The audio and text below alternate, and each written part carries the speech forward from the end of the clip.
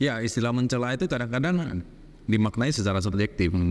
Kan ada yang merasa biasa aja, lunya aja yang sensi. Ya kan? Tapi balik lagi ke semua kinerja, ilmu yang didapat, terus hasilnya. Kita secara menyeluruh nilainya ini tempat masih bisa nggak buat kita mengembangkan apa yang kita cari gitu. Iya Ini sih. nilai secara Balik lagi ke diri kitanya ya. betul. Nah, dan sebenarnya nih nyambung nih kok. Kan biasa kan kalau kita masuk sebagai karyawan baru kan ada probation 3 bulan dan kita pasti tantang kontrak kan. Dan kan pasti biasanya akan dijanjiin akan naik gaji nih setelah 3 bulan. Nah, gimana caranya atasan ini menilai gajinya secara proporsional? Maksudnya ya layak nih si karyawan ini dapetin gaji tambahan dari probation yang ada. Setelah probation maksud aku. Nah, ini mungkin begini ya. Pada waktu di interview, karena tadi Tiara bilang sudah ada kontrak dan sebagainya. Pada waktu itu sudah ada kisi-kisi kerjaan, job desk, tanggung jawab yang dipelajari. Karena kita baru nih, 3 bulan nih. Yang disepakati dari awal tuh dipenuhi dulu. Ya, jadi karena dari awal waktu interview sudah diomongin kerjaannya dan gaji yang ditawarkan, artinya kita secara sadar sudah cocok dong. Kalau kita mau terima ya. Iya, kan udah dengan segala pertimbangan kita sendiri lah, kita udah cocok, kita mau nyoba. Ya. Ada satu teknik yang boleh dipertimbangkan ketika baru masuk, kita boleh tanya kalau saya udah 3 bulan maksimal kenaikan berapa? Dan maksudnya kita boleh tanya kok. Boleh dong. Soalnya biasanya nggak diinfoin Nggak kok pede, akan kan? naiknya berapa. Nah, oke. Itu kita milih lagi nih. Kita sekarang melamar kerjaan hanya di satu tempat atau di beberapa tempat. Kita kan membanding-bandingkan. Ya pasti kah. Akan lebih menambah pertimbangan kalau kita punya teman yang juga bekerja di situ. Jadi kita punya patokan Ya, punya gambaran lah. gambaran. Biasanya gimana sih? Sisanya ya tentu udah kita coba kembangin sendiri. Kerjaan dasar tuh balik lagi gini ke pertanyaan yang pertama nih. Kita maksimal nggak logikanya perusahaan berkembang? Biasanya punya cara untuk mempertahankan yang bagus. Karena dia berkembang kan. Pasti dia butuh orang-orang yang bagus. Track recordnya dari awal mulai sampai hari ini gimana, semestinya ada. Nah sisanya itu udah tergantung PD, tergantung teknik komunikasi, tergantung dan seterusnya. Ya, Jadi dan harus tergantung berani dikomunikasikan dengan ya, atasan juga kan. Karena kan ya wajar lah kalau misalnya atasan ada yang pernah kejadian kayak atasannya lupa kok kalau dia udah lewat dari 3 bulan gitu. Dan maksudnya itu curhat ya. enggak sih. Enggak Aku ya? kebetulan atasannya baik sekali jadi mengingat sebelum 3 bulan udah oh ya langsung dipanggil saya.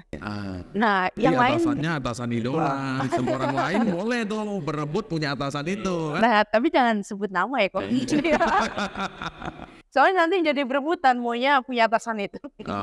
Enggak, tapi maksudnya ya ada beberapa kasus yang aku dengar juga dari yang lain ngalamin hal itu kok. Jadi atasannya lupa mengingat kalau karyawan ini udah lewat dari 3 bulan dan karyawannya juga nggak berani minta, nggak berani ngomong kalau oh ya ini saya udah 3 bulan gimana ya gitu loh.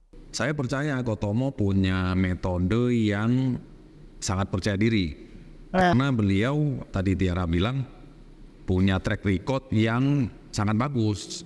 Jadi teknik-teknik negosiasi, teknik-teknik nunjukin itu Kotomo sudah jalanin sendiri. Dan terbukti kan. Ya, pertama memang harus berani tanya. Iya sih. Ya, kalau kita memang punya kemampuan itu kita tanya. Yakin kan percaya yang kedua. Kedua, perusahaan tentu sudah punya Misalnya level admin gajinya berapa, sales berapa, gajinya udah ada sebenarnya. Bukan ada. Jadi tinggal si karyawan itu yang menunjukkan hasilnya tinggal pencet. Kalau manajer ini tanya, ini saya gimana? Masih cocok nggak? Cocok. Kalau nggak sekemampuan, kalau saya beri ya udah, berarti saya tidak bisa terbang di sini. Dan kalau misalkan setelah nego kita ngerasa kurang, kita boleh ngajuin lagi kok. Boleh. Kayak kamu ini nih loh. Ini lagi, ini menurut kita, kembali ke kita. Loh, kalau mau saya kemampuan saya kurang nih, saya ini bayar segini. Saya nilai di sini saya nggak bisa nih. Kita bisa nego. Bisa lebih berkembang di tempat lain ya. Pilihan. Ya, balik lagi ya. Ya balik ke kita sih. Bayangin kita nih ya. Gitu Tis. Boleh nego lah, masa nggak boleh nego kan, nanya dong. Tapi biasanya supaya negosiasi itu diterima, kita dengan pede mesti sampaikan saya punya apa nih untuk Iya sih. Itu tuh. Kalau enggak ya lihatnya dari mana? Oh iya, kan si manajemen juga membanding-bandingkan. Iya. Ya. Oke. Dan kalau aku rasa sih karena kita udah cukup punya HRD yang cukup sangat baik ya. Jadi biasanya sih tim HRD akan mengingatkan ya. Kalau udah 3 bulan misalnya, kalau intinya ini tim lain atau bukan timnya dan ini tim lain, pasti HRD akan mengingatkan untuk ini udah 3 bulan gimana selanjutnya gitu kan. Dengan perkembangan saat ini SKI sih sudah tim khususnya. Saya rasa sampai lupa sih sudah nggak ada kejadian deh. Logika, iya. Ya, ini benar sih. Ada satu logika simpel begini sih. Saya jadi tiba-tiba keinget semenjak saya mulai di sini tahun 97 sampai sekarang. Perkembangan bisnis ini banyak didukung oleh yang dari dulu ada, orang-orang yang dari dulu ada, kemudian mengajak saudaranya untuk ikut bergabung di sini. Ya, baik kan keluarga ya. Nah, jadi kalau tempat ini memang ndak oke, teorinya orang ndak akan ngajak saudaranya ke sini. Yes. Ya, kalau 2 generasi itu udah biasa di sini. Bapak dan anak, cucu. Cucu Ada belum. sopir. Oh ya ada. Iya, Masih ada. Ada yang 3 generasi kan. Ada yang om bawa ponakannya, ada yang ponakan bawa sepupunya. Iya benar. Logika simpel sebenarnya. Kalau memang tidak bisa berkembang, orang habis belajar dari sini mungkin dia cabut gitu. Iya sih, benar. Setuju saya. Ya. Oke, jadi kita lanjut ya pertanyaan selanjutnya. Ini bagus juga, salah satu netizen yang nanya, dia bilang beberapa tahun lalu saya merintis unit usaha atau cabang baru yang dimulai dengan babat alas, berarti dari bawah ya. Oke. Namun saya dimutasi setelah unit usaha tersebut mulai berjalan. Bagaimana cara saya menyikapinya? Siapa yang mau jawab? Kau mungkin ya. Kita mencoba pahamin dulu gini. Setiap unit bisnis baru itu adalah kesempatan yang dipercayakan kepada rekan yang dianggap sudah pengalaman dan mampu. Ya, nah. Tapi itu secara berkala, biasanya tahunan, dikasih kesempatan untuk membuktikan bahwa babat alas mulai dari nol, iya. Itu kan saya mengibaratkan gini, orang melahirkan dengan orang merawat dan membuat anaknya bisa maksimal itu 2 hal yang berbeda. Iya. Ya, kalau babat alas itu diberi kesempatan dalam tanda kutip untuk melahirkan, karena dianggap atau pernah menunjukkan berpengalaman ngerawat yang sebelumnya ada. Ya, nah yang sebelumnya ada ini teorinya itu yang sudah berjalan. Artinya kalau saya mengibaratkan anak itu yang sudah bisa banyak hal. Nah sekarang dikasih kesempatan nih, nyoba nih untuk melahirkan unit usaha baru dan mengembangkan. Ya, nah logikanya begini, kalau dalam proses pengembangan itu bagus dalam arti kata bisa beberapa indikator, perkembangan bisnis, pengembangan market, rugi laba dan seterusnya, tentu akan diteruskan. Jadi enak. Kadang-kadang disitulah proses yang terus diperbaiki, sistem penilaiannya, komunikasinya, dan seterusnya. Gitu ya. Kadang-kadang kita perlu melihat begini, ketika kita sudah melahirkan, terus mengembangkannya kita butuh bantuan, bisa jadi kita balik dulu ke induk nih, untuk belajar lagi, balik lagi boleh kok. Itulah yang coba satu budaya yang saya pikir membuat grup ini bisa berkembang.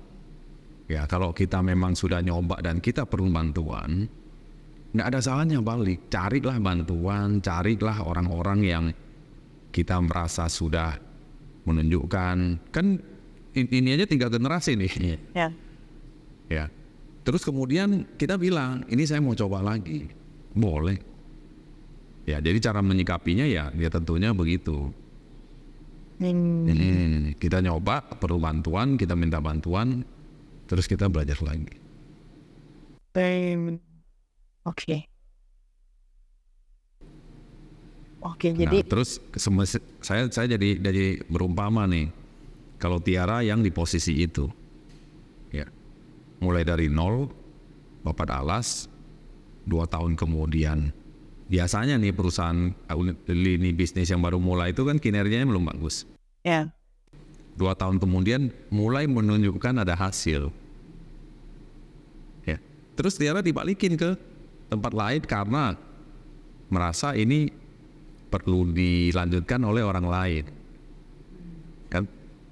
Tiara jadi, loh kalau saya dipulangin income saya dari sini, saya harus bandingin nggak? Loh gimana tuh caranya? Menarik sih kok.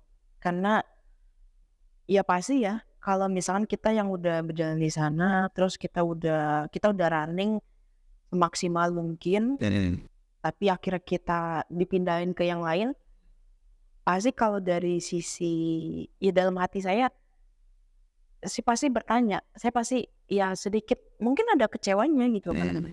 Ya kenapa ini? Kenapa yang udah saya bangun, yang udah saya istilahnya besarin, saya harus tinggalin dan harus pindah ke yang lain.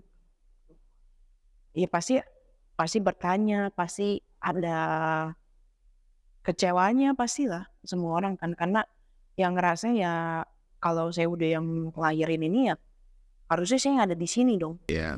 Harusnya saya nggak perlu lagi pindah ke tempat lain bersusah payah. Yang pastinya kita harus nyoba lagi, kita harus cari teknik lain ya kok. Karena kan apalagi kan kalau kita lihat tiap daerah, tiap cabang atau tiap bagian punya kesulitannya masing-masing. Kalau dari saya sendiri, mungkin ya, yang saya nggak ngerti ya, setiap manajemen pasti punya cara penilaiannya. Entah yang sedang berjalan saya harus ada banyak hal yang harus diperbaiki dari sisi sayanya, atau memang ada lini bisnis yang lain yang manajemen percayanya sama saya. Mau nggak mau ya saya harus legowo, karena sekali lagi sekalipun kita harus punya rasa memiliki perusahaan, tapi ya kita harus legowo dengan apa yang ada gitu loh. Karena aku percaya sih kalau memang kita punya kinerjanya, pasti kita mau ditempatin dimanapun ada hasilnya, ya kan kok. Dan ya masih itu semua bisa dibuktiin. Itu semua bisa dibuktiin dengan ya kalau kita cuma berhasil di sini, mungkin ya udah kita cuma berhasil di sini. Tapi kalau kita ditempatin di mana bisa berhasil, ya berarti kita orang yang mampu untuk punya kesempatan itu nanti. Mungkin ya nanti kesempatannya lebih besar lagi yang ditawarin manajemen, ya kita yang ditawarin jadinya kok. Betul. Kalau dari aku sih gitu. Kalau saya ada 2. Pertama, yang bersangkutan dinilai mampu di perusahaan yang baru itu unit calon itu berhasil. Jadi manajemen lihat, oh ini ada kemampuan untuk yang lebih, diangkat. Itu positif. Dia mungkin senang. Ya ini yang kedua nih, udah mulai dari nol bangun omset, kita langsung ke omset 1M, cuannya cepet jauh. Dia berhasil dong. Kita kembangin, buka 1 cabang lagi. Omset tadi omset dengan karyawan 10. Berhasil buka 1 lagi dengan orang sama, cabang 1. Harusnya kan 2M dong. Laba 200 juta dong. Karyawan kan dari 20 nih. Kan? Tapi berjalannya waktu nggak naik-naik, tetap 1M. Cuannya 1M, sedang costnya nambah. Itu sudah contoh.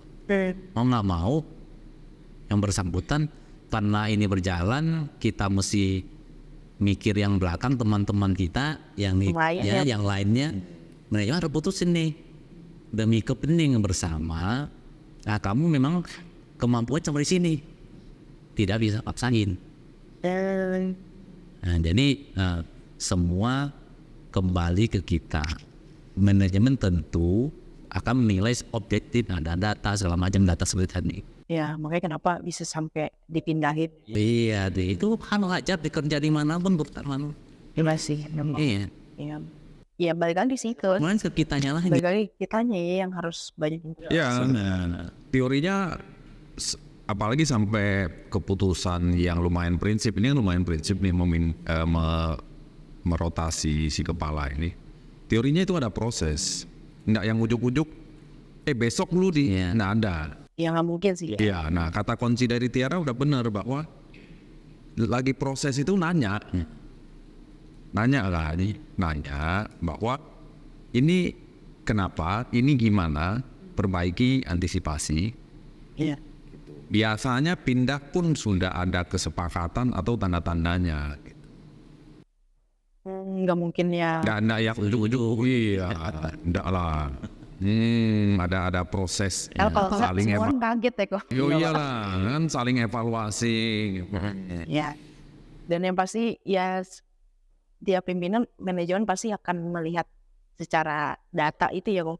Kan bukan cuma dari orang lain yang ngomong atau apapun ya. Nah, kalau tidak pakai data, tentunya sangat beresiko untuk menciptakan kekacauan. Ya, semua orang punya tujuan yang sama untuk mencari tujuan di grup ini. Ya, tentunya perlu ada transparansi, perlu ada objektivitas. Itu saya rasa faktor kedua yang tadi bilang, karena ngomongan itu rasanya nggak mungkin deh bisa sampai hari ini kalau pakai cara itu. Iya sih, asli saya mungkin akan ya ada cawan-cawan lain yang. Iya. Selama 6 tahun pernah nggak mengalami karena omongan terus seseorang diapa-apain gitu? Enggak sih kok, untungnya enggak ya. Iya. Semua pakai data. Jadi waktu dipindahin pun, waktu ditawarin pun ada datanya. Iya. Baru ya kita mau atau enggak. Kita pilihan. Ya pilihan ke kita lagi. Diskusi lagi dan diskusi itu penting. Diskusi itu penting. Iya. Oke, thank you Ko Tomo dan Ko Apeng. Kita lanjut. Ini 2 pertanyaan terakhir. Ini menarik nih, dari salah satu netizen juga dibilang. Yang ditarik siapa? Menarik. Oke, dibilang aku juga dengar ya. Jadi ada beberapa pemegang saham juga merintis karirnya dari admin. Ya, gimana caranya bisa seperti itu? Bahkan dari admin ya berarti dari bawah banget dong. Gimana caranya ya bisa jadi pemegang saham dan yang pokoknya yang ada sampai sekarang gitu. Dan yang tadi yang pertanyaan pertama dibilang ada yang 10 tahun gak, ya ini aja gitu, tapi pemegang saham mulai dari admin sampai akhirnya dia udah lihat. Ya pertama ya kembali ke kita lagi sebenarnya pilihannya. Kedua kesempatan. kesempatan, kemauan untuk coba. Ujung-ujungnya lagi kinerja. Iya sih. Ya, mau ngomong muter-muter kinerja kita nggak bagus, nggak ada kesempatan. Iya, ya, benar. kerja bagus, ada kesempatan, dan di tempat kita di sini selalu dikasih kesempatan. Untuk semua orang. Mau kemana dulu nih? Kamu maunya sampai di mana? Pengalaman saya selalu akan dikasih pilihan. Kamu maunya ini jalurnya, ini jalurnya. Itu selalu Jadi balik lagi ke kitanya ya. Kita maunya sampai di mana? mau sampai di mana, ada di sini, Iya, berkembang ada di nih di sini. kita, bukan ke orang lain, bukan ke siapa-siapa gitu. Iya. Kalau dari Kopeng? Saya membayangkan yang terjadi ini seperti trek lari nih, trek lari. Iya. Jadi kita merancang trek lari, merancang rambu-rambunya, dan kita mempersilahkan siapapun yang mau coba lari sejauh apapun. Ya, jadi yang perlu dipahami adalah rambu-rambu itu berlaku untuk siapa aja. Jadi waktu menyusun rambu-rambu itu tentu memperbaiki dari rambu-rambu yang sebelumnya ada. Nah, disitulah fungsinya komunikasi dan masukan. Iya. Jadi ketika para pelari ini merasa ini rambu-rambunya sudah kurang relevan nih sekarang, diinfoin, itu boleh diperbaiki. Ya, jadi balik lagi tadi Kotowo bilang, trek larinya ada. Sebenarnya pelatih larinya pun sudah ada, karena sudah ada yang pernah, tadi Tiara bilang, dari admin menjadi pemegang saham. Artinya orang-orang ini sudah berhasil membuktikan jalanin sendiri. Iya. Ya, jadi bisa berbagi pengalaman. Oh, pada zaman itu ketika saya mulai dari titik ini, sambil jalan saya kadang lari, kadang tengah lari saya perlu petunjuk, perlu sharing, perlu itu. Terus sampainya gimana? Itu nah. Setelah mengembangkan trek lari, bisa jadi kita mengembangkan trek berenang, itu yang namanya unit usaha lain. Mulai lagi sama. Ya. Jadi kita dulu nih, udah ada yang membuktikan berhasil sampai di titik itu. Saya maunya gimana? Saya jadi terngiang-ngiang lagi pertanyaan pertama.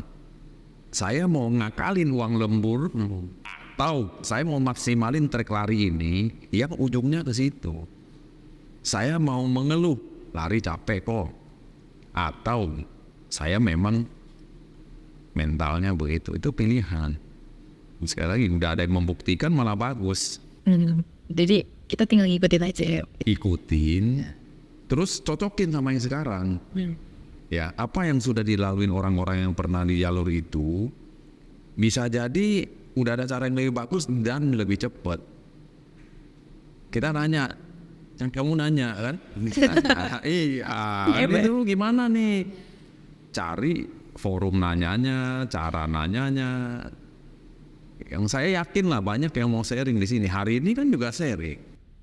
Yes. Kan inisiatif untuk ngumpulin, inisiatif untuk nanya itu kan juga sharing. Tujuannya itu memberi pilihan. Karena mungkin menurut aku bukan nggak mau nanya ya, tapi lebih ke nggak tahu menanya ke siapa kan gitu. Ada banyak ya teman-teman yang lain mungkin ya bingung mau nanya ke siapa karena selama ini dia dikasihnya jalan tuh, belum ada dikasih lari. Tapi dia ngelihat yang lain pada lari. Ya dia salah satu penasaran juga gimana caranya bisa ada di trek lari. Dari jalan ke lari gitu. Iya dari jalan ke lari, tapi dia juga gak berani nanya untuk hal itu. Udah nyoba nanya belum? Beda ya. Saya nggak mau nanya karena saya nggak tahu mau nanya kemana. Sementara depan mata udah ada yang berhasil jalanin kan. Beda dengan saya coba nanya tapi nggak dijawab. Beda loh ya. Nah, kalau belum nyoba nanya terus menuduh saya bingung mau nanya kemana, orang yang ditanyain hari ini orang kita coba sharing semua kok. Kita mulai dari kita dulu, tanya dulu. Tanya si A jawabannya apa, tanya si B jawabannya apa, tanya si C jawabannya apa. Gitu. Jadi kita punya masukan yang bisa kita cari, kita cocoknya yang mana.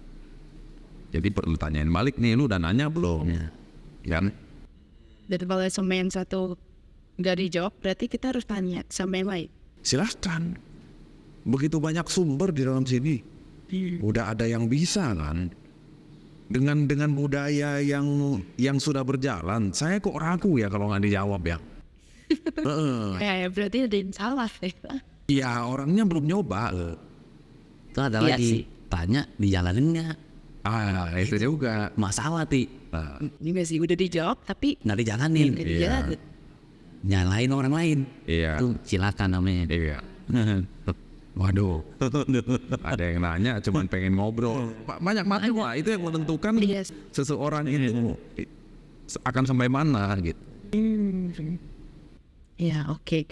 Jadi bentar lagi kita mau masuk ke penutup nih kok. Jadi yang terakhir dari tadi kan kita ngomongin tentang kinerja, tentang khas. Dia bilang gimana caranya kita menunjukkan kinerja tapi nggak dibilang cari muka loh. Karena kan banyak lihat. Apalagi misalnya aku juga banyak dengar kayak oh ya si A ini dia cari muka ke si atasan ini atau apapun dengan memberikan kinerjanya. Sebenarnya salah gak sih kok kita menunjukin kinerja dengan kita cari muka ke atasan, atau gimana caranya kita menunjukin kinerja kita tanpa dibilang cari muka. Sebenarnya kan omongan cari muka ini menurut aku akan diinfoin balik, maksudnya diomongin balik dengan gak mungkin atasan.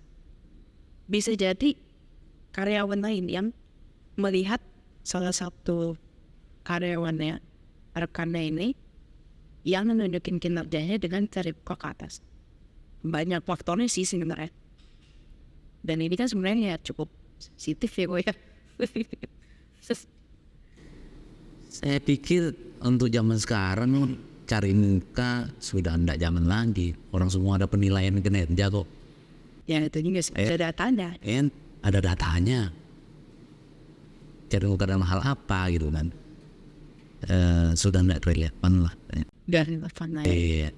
Bagi kita semua yang kerja. Iya, semua ada aturan nih. Misalnya si Tiara bagian kebetulan purchasing sudah ada beli barang yang baik gimana kan, Ya. sudah ada kan. Mau cari muka gimana kalau nggak performnya nggak bagus ya tetap aja. Yang lain akan komplain. Iya sih. Atasan itu juga yang akan kena nantinya nih. Iya benar. Jam sekarang loh, wajar minta gimana gitu. Gitu. Mungkin versinya karena hubungan antara itu karena komunikasi lebih baik, dianggap cari muka ya. Iya, sebenarnya banyak faktornya kan. Iya, kalau untuk kerja saya rasa untuk saat ini udah nggak nyaman lah. Nggak ada apa jalurnya ini. Gitu. Ya karena ya tinggal dilihat dia ada. Tandanya ini loh, kinerja si A, si B, si C. Sama sopir aja ada kinerjanya kan. Iya sih benar. Harus gitu. Sampai yang paling ini kan. Paling awal ini. Kayak OB lah, ini kerja aja bersih nggak hari ini gitu. Semua sudah ada. Baik misal si OB baik sama saya potong. Yang nggak baik tetap saya marah. Nggak ada cinta. Gitu. Iya benar sih. Kalau dari kau kan gimana? Saya mencoba mendefinisikan apa sih cari muka. Ya, cari muka itu seseorang yang mengaku-ngakuin sesuatu yang tidak dia kerjakan. Contoh ya, habis podcast nih, Iya. ada temen yang beresin meja. Dia udah beresin nih, wah udah sisa aqua satu nih. Iya. Terus ada atasan muncul, saya cari muka. Saya beresin satu aqua ini, terus saya bilang, itu yang semua barang sudah saya beresin. Padahal saya cuma beresin ini. Iya. Artinya saya mengakui yang bukan kerjaan saya. Oke. Ya, nah jangka pendek bisa jadi itu dapat dari si atasan. Tapi kita nggak bisa menutupi kenyataan bahwa saya sebenarnya nggak kerjain semua. Kalau itu dilakukan terus-menerus, ketahuan. Nah, memang dibutuhkan cara berpikir si yang disebut atasan lagi. Teorinya kalau atasan itu objektif, tentu tidak segampang itu untuk percaya, untuk menilai begitu aja berdasarkan omongan. Ya makanya tadi seperti Kotomo bilang bahwa di kita itu sistem penilaian terus diperbaiki supaya apa? Supaya objektif. Nah, terus ada satu lagi nih, kita dituduh cari muka untuk yang memang benar kita kerjakan. Logika nih, saya bersihin semuanya nih. Tahu-tahu atasan saya muncul, saya nggak ngomong, saya bersihin. Si orang itu muncul, saya tetap rapiin, saya taruh. Nah, kadang-kadang ada yang nyinyir. Lu mah cari muka doang. Pas saya nggak peduli, karena saya memang mengerjakan. Ya, kalau itu secara konsisten saya kerjakan, gitu ya. Nah, ngomongan nyinyir itu akan hilang dengan sendirinya. Kan kita lagi membayangkan lagi nih, kalau penilaian seorang atasan itu sudah objektif, yang kontinu itu pasti akan muncul. Dengan kita tunjukin apa enggak, banyak kok cara untuk nunjukin kinerja kan. Apalagi dengan sistem perbaikan rapor lah, apa KPI lah dan segala macam yang terus kita kembangkan. Itu memang tujuannya untuk memilah mana yang bekerja dengan sepenuh hati, bekerja dengan maksimal, mana yang seadanya dan seterusnya. Tujuannya apa? Ketika ada pengembangan bisnis tentu yang diprioritaskan yang maksimal. Iya. Jadi rasanya kita membedakan lah. Kalau kita sendiri sudah mengerjakan dengan konsisten, ngomongan istilah anak zaman sekarang gibah itu udah kali 0 aja lah. Nggak usah Iya, jangankan yang rekan kerja. Kalau yang tadi atasan suka mencela, kalau dia datang hanya ngemeng doang, nggak kasih solusi, kan kali 0 aja lah. Orang masih banyak kok yang bisa menghargai gitu. Ya sih. Balik ke kita lagi. Ya, balik lagi kitanya. Balik lagi ke kinerja kitanya, balik lagi ke kemauan kitanya, untuk kita bisa introspeksi dan juga berubah, dan apakah kita mau punya tujuan yang sama untuk perusahaan atau enggak. Kalau memang enggak, ya udah silakan pindah ke tempat lain yang memang bisa menampung pengembangan kita yang lain sendiri. Oke, jadi aku rasa udah cukup kan. Udah 1 jam po kita ngobrol, nggak berasa ya, udah 1 jam. 1 jam 15. Terima kasih atas inisiatifnya, udah ngumpulin pertanyaan, udah moga-moga ini jadi pilihan. Kan pilihan. Iya, saya mengalami ini nih dengan adanya podcast hari ini. Jadi, kalau saya memilih ini, saya bisa nanya ke siapa nih. Dan mungkin aja bisa jadi kunci jawaban saya kalau saya lebih ngalamin ini juga di kemudian hari. Thank you. Terima kasih banyak. Terima kasih Setiara, terima kasih Kotomo atas waktunya, sama atas sharing pengalamannya. Terima kasih. Oke, paling itu aja kita tutup Segar Talk hari ini. Thank you semuanya yang udah nonton. See you di next episode. Bye.